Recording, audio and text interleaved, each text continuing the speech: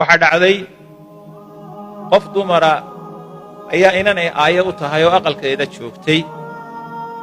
ayaa waxay ahayd gabar aad u fahmad badan aqoonta waxbarashada diiniga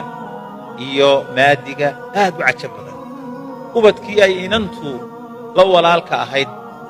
inanteeda rajada ah rajay ahayd rajo ninkaa dhalay iyadaa ka fahmad iyo aqoon badan islaantii inanta haysay inanteedad bay la cilowday ee hooyada u ahayd shaqooyinka ugu daran iyo tacabka ugu daran bay u dirtaa waxay noqotay in jaa'isooyinka iyo waxa ugu fiican la siiyo inantan waxbarashooyinka ay si fiican ugu baasto islaantii waxay la cilowday inantii dabeetana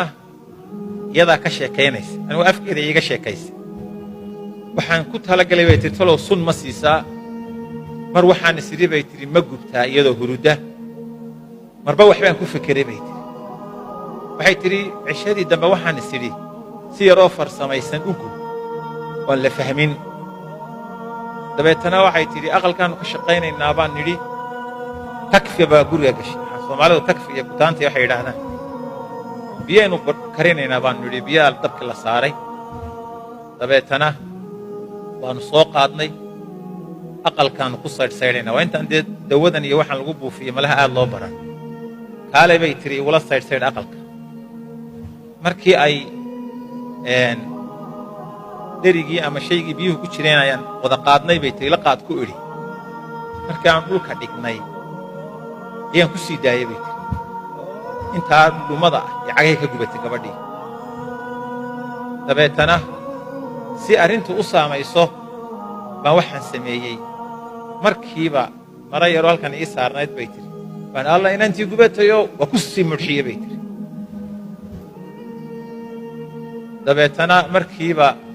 adigu inantii aad bay labada cagood uga gubatay oo farihii baa soo yaro kogayoo dee anna waa ku talagalo waa mudxinayaa bay tihi dhakhtarkaa la geeyey gabadh inantii waa la dhayey mudday jiiftay adigu iska ladnaatay laakiin farihii way yaro kogeenoo saasay yaro noqdeen qalliin dambe hawlay u baahdeen waxay tidhi inantii 6 bilood baa ka soo wareegtay maantii dambaan umulay dabeetana waxaa la dhigay dheerkii neef walqalaa la sameeyey walqashii baa la bislaynayaa oo la karinayaa 2 neef baa guriga lagu qalay adeeggii iyo hablaha ka shaqaynaya aniguna waxaan kula jiraa shaqadan wax kala qabanaya waxay tihi dheri halkanoo hilibkii ku bislaanayo iyo fuudkii sidaa u karaya unbaan jikada intaan galay bay tihi soo baxay siri intaan wax soo qaatay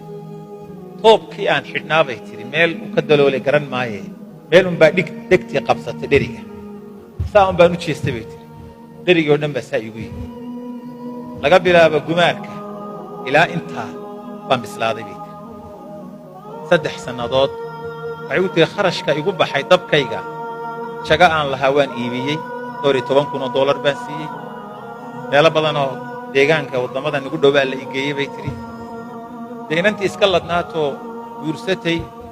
iyadii iminka 2 bilood bay ku socotaa waa bislaatay dhaawaciman baa gaadhay 2dii xaglood seedihii baa gubtay uguma soo laabmayaan markay soconayso bahalladan taayirada le bay ku socotaayoo saasay ugu soconaysaa ila qofku ma tallaabsan karo xaglihii seedihii baa gubtay marka meel baanu ku kulanno markaasay iiga sheekaysay sababta arrintaasi u gaadhay dhakhtar ka baxsan waddanka maraan tegey baanu ku kulannay annagoo meel fadhinaan iswaraysan